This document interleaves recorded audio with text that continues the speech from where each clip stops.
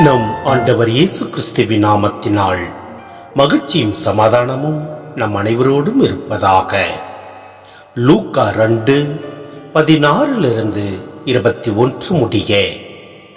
விரைந்து சென்று மரியாவையும் யோசேப்பையும் தீவன தொட்டியில் கிடத்தியிருந்த குழந்தையையும் கண்டார்கள்.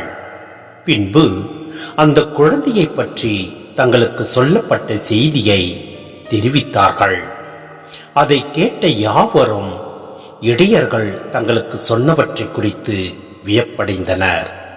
ஆனால் மரியா இந்நிகழ்ச்சிகளை எல்லாம் தம் உள்ளத்தில் இருத்தி சிந்தித்துக் கொண்டிருந்தார். இடையர்கள் தாங்கள் கேட்டவை கண்டவை அனைத்தையும் குறித்து கடவுளை போற்றி புகழ்ந்து பாடிக்கொண்டே திரும்பிச் சென்றார்கள். அவர்களுக்கு சொல்லப்பட்டவாறு எல்லாம் நிகழ்ந்திருந்தது. குழந்தைக்கு விருத்த சேதனம் செய்ய வேண்டிய 8ஆம் நாள் வந்தது. தாயின் வயிற்றில் உருவாகும் முன்பே வானதூதர் சொல்லியிருந்தவாறு அதற்கு இயேசு என்று பெயரிட்டார்கள். சிந்தனை. மரியா இந்நிகழ்ச்சிகளை எல்லாம் தம் உள்ளத்தில் இருத்தி சிந்தித்துக் கொண்டிருந்தார். தம் வாழ்க்கையின் ஒவ்வொரு நிகழ்விலும் இறைவன் தம்மை வெளிப்படுத்திக் கொண்டிருந்தார் என்பதை மரியா உணர்ந்திருந்தார். சிறப்பாக இப்போது இயேசு தம்மோடு இருக்கும்போது இவ்வுண்மை அவருக்கு மேலும் உணர்த்தப்பட்டிருக்கும்.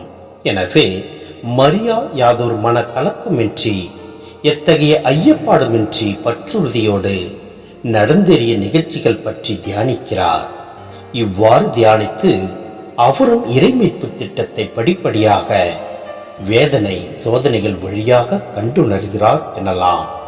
ஆண்டவரின் உயிர்த்தெழுதல், தூய ஆவியாரின் வருகை முதலியன நடந்தேறியது வரை மரியா இந்நிகழ்வுகளை எல்லாம் தம் இதயத்தில் புடமிட்டு அவற்றின் பொருளை ரட்சித்து சுவைத்திருப்பார். கடவுளை போற்றி பாடிக்கொண்டே திரும்பினர். ஆம், உலகம் இருளில் வாடிக்கொண்டிருந்த வேளையிலே இடையர்களுக்கு ஆண்டவர் காட்சி தருகிறார். ஏழியரின் கடவுளாக தம்மை வெளிப்படுத்துகிறார். ஏழியராகிய மரியாவும் யோசேப்பும் இவற்றில் காட்சியில் பங்கு பெறுகின்றனர். இயேசுடைய பிறப்பில் ஒரு புது யுகம் தோன்றிவிட்டது. இறுதி நாட்கள் என்று விவிலியம் கூறியுள்ளது நிறைவேறிவிட்டது. யோவேல் 2:28-32 நாம் பார்க்க முடிகிறது. இந்நாட்களிலே ஒரே நேரத்திலே நாம் மீட்பை ஏற்கனவே பெற்றுவிட்டோம் என்ற நிலையையும் இனிமேல் தான் பெறவிருக்கிறோம் என்ற நிலையும் உண்மையாகின்றன. எனவேதான் இடையர்களோடு இணைந்து நாமும் ஆழ்நிலை தியான மனப்பான்மையோடு இறை புகழ் பாட வேண்டும். திருச்சபை ஏழியர் பணி ஈடுபாட்டில் மட்டுமின்றி இறை புகழ் பாடுவதிலும் தன்னை முழுவதும் அர்ப்பணிக்க வேண்டும். திருச்சபை பணியானது இறைவாக்கு தன்மையையும் ஆழ்நிலை தியான தன்மையையும் தன்னுள் கொண்டது. இரண்டையும் பிரிக்க முடியாது. எனவே நாம் இறை வார்த்தையை கேட்டு அதன்படி நடப்போம். ஆண்டவரில் நிலைத்து நிற்போம். எல்லாம் அல்ல இறைவன் நம்மை நிறைவாய் ஆசீர்வதிப்பார். ஆமேன்.